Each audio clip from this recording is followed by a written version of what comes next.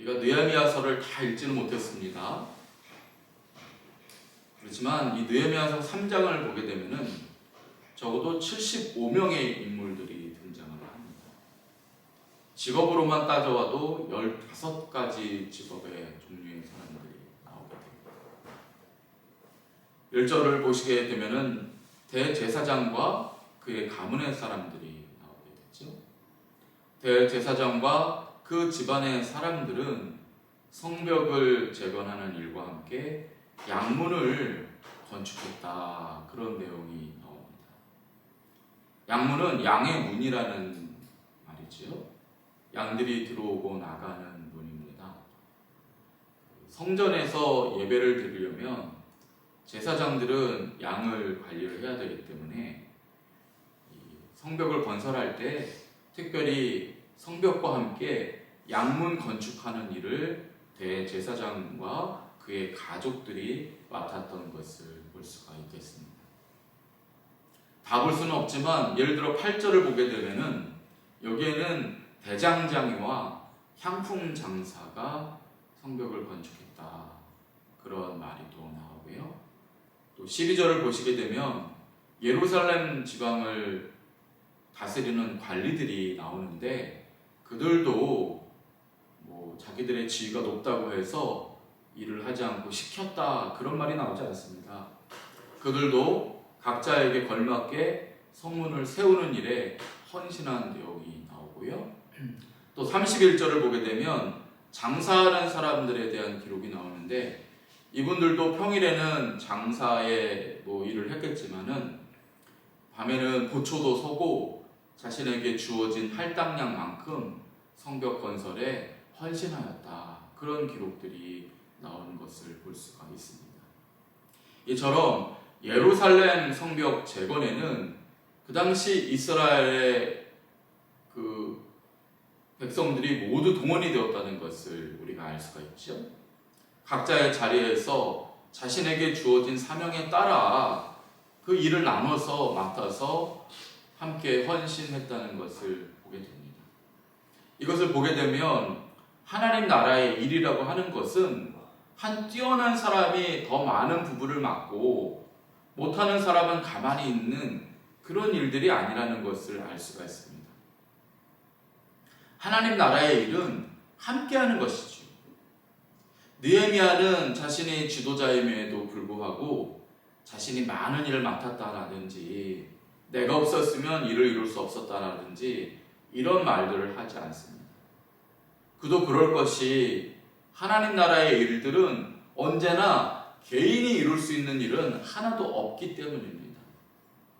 전도서 4장 9절을 보게 되면 우리가 잘 아는 이런 말씀이 나옵니다.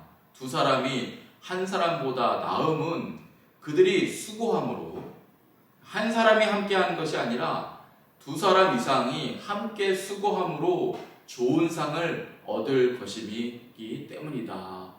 그렇게 말씀을 하고 있습니다. 하나님 나라의 일은 언제나 함께하는 것이라는 것입니다.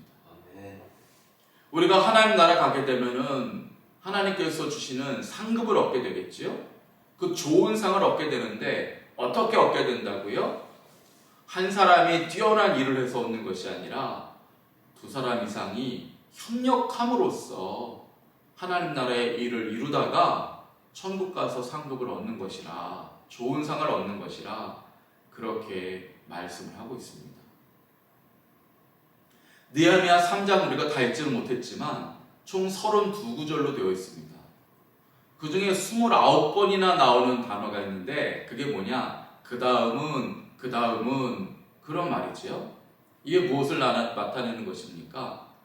바로 내가 이 자리에서 하나님 나라를 위해서 수고했는데 바로 그 옆에는 또 하나님의 형제가, 하나님 나라의 백성이 그 자리에서 또 하나님 나라의 일을 위해서 또 합력해서 수고했다는 것입니다.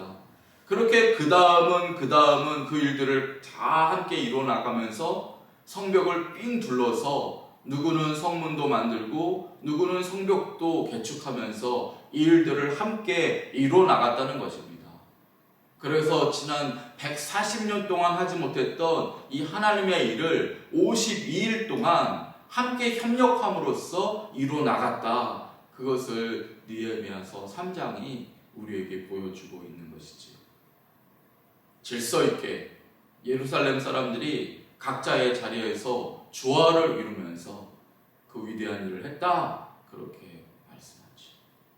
물론 이 세상의 일을 보게 되면은 한 뛰어난 사람이 수만 명을 먹여 살리기도 하고 한 뛰어난 사람이 여러 몫을 감당하는 그런 일들이 분명히 있습니다.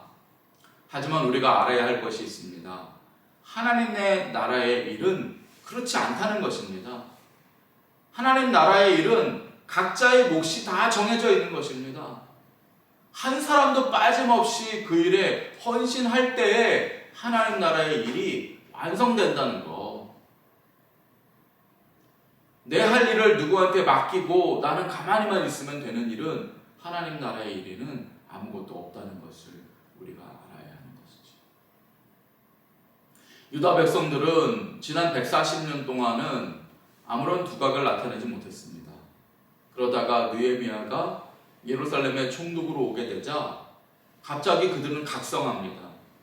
처음부터 예루살렘 성벽 재건을 위해서 있었던 사람들인 것처럼 각자의 자리에서 이 일을 위해서 뜨겁게 헌신합니다. 이 일을 위해서 느헤미야가 한 몫이 있었습니다.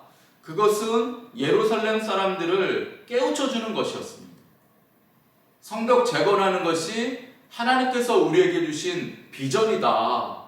이러한 것들을 말씀해주고 그들을 깨우친 일은 느헤미야가 한 일입니다. 하지만 그 다음에 느헤미야가 삽들고 등 짐지면서 이 성벽을 다 재건한 것이 아니지요. 그들을 깨운 일은 느헤미야가 했지만 모든 사람들이 각자의 자리에서 함께 이 하나님의 나라의 일을 이루어가는 것이지요.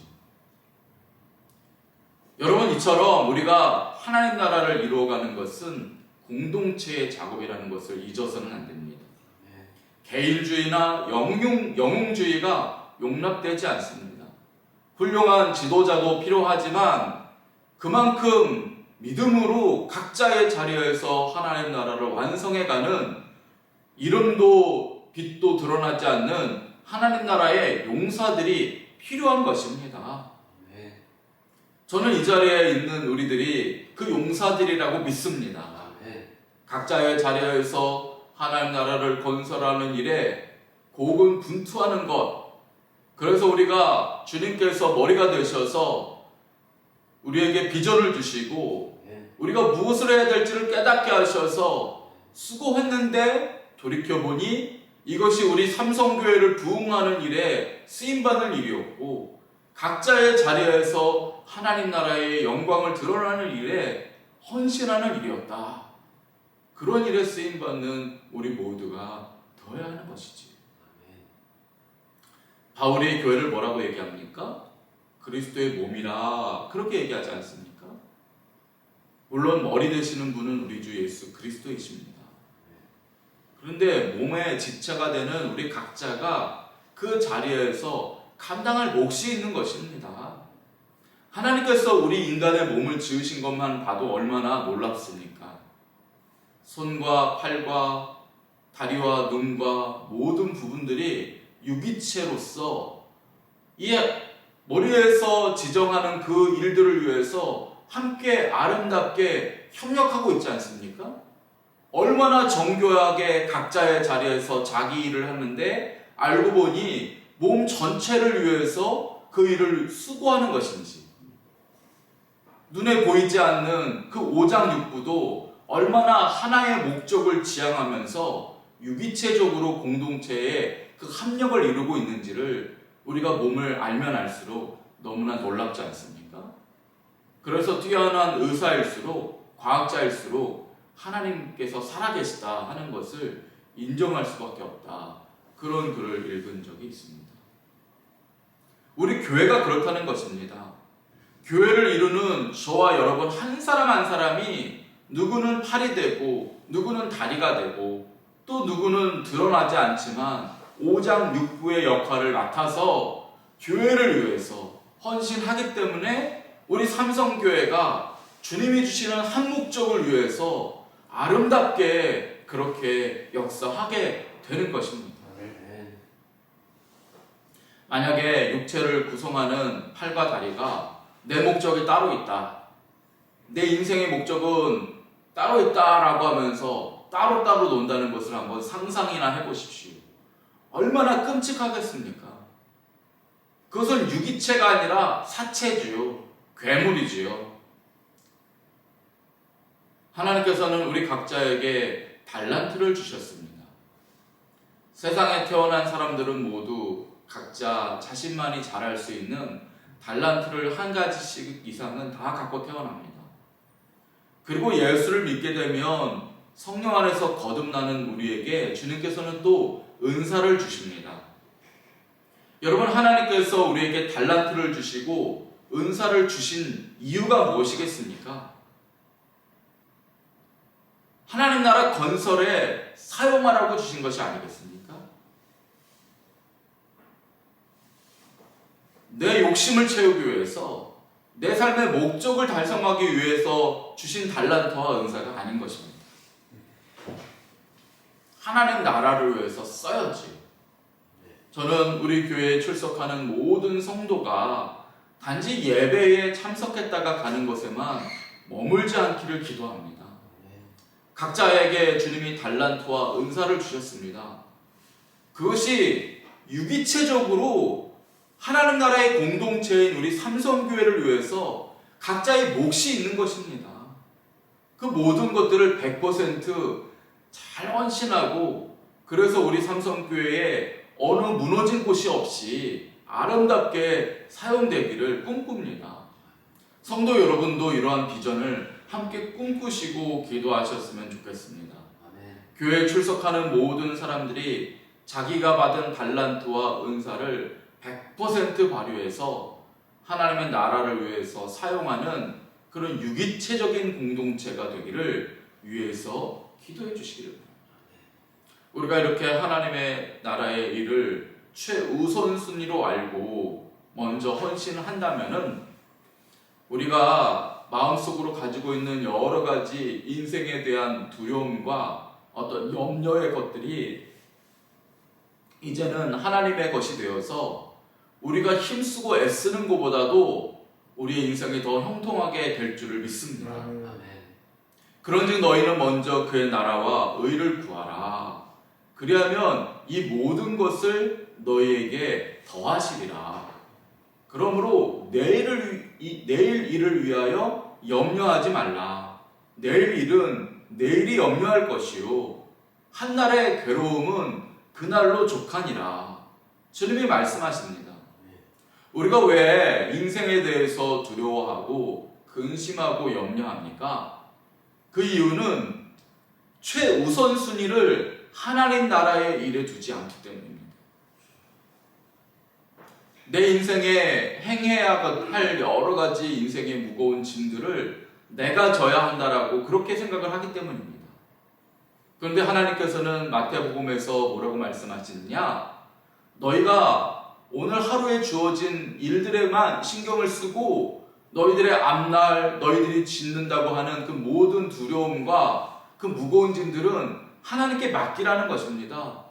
그리고 너희들은 하나님 나라의 일을 먼저 생각하고 그 일을 위해서 우선순위를 두라고 하십니다. 그러면 어떻게 하신다고요? 나머지 것들은 하나님께서 하시겠다는 것입니다. 교회가 어떻게 하면 부흥할까? 내가 내 자리에서 어떻게 하나님 나라의 영광을 이룰까?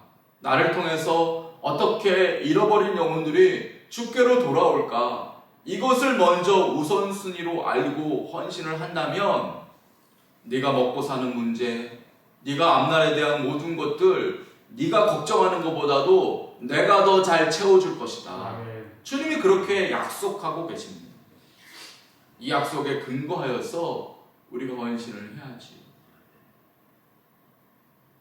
우리가 먼 날 천국에 갔을 때 천국의 시민들이 저마다 자랑스럽게 지상에서 했던 이야기들을 이야기할 때가 올 것입니다. 이 땅에서 이룬 하나님 나라의 건설에 나의 땀과 정성이 들어갔습니다. 제가 그때 하나님께서 주신 달란트와 은사를 통해서 내 지상의 자리를 하나님의 나라로 만들다가 이렇게 천국에 오게 되었네요. 그렇게 천국의 시민들이 각자의 자리에서 일어났던 하나님 나라 건설의 일들을 무용담처럼 그렇게 즐겁게 이야기할 날이 오게 될 것입니다. 그때 우리도 그 자리에 끼어서 함께 즐겁게 옛 일을 이야기할 수 있는 그런 얼마나 아름다운 일들이 있었으면 좋겠습니다. 이러한 아름다운 일들이 저와 우리들의 일이 되시기를 주님의 이름으로 축원드립니다. 아멘. 기도하겠습니다.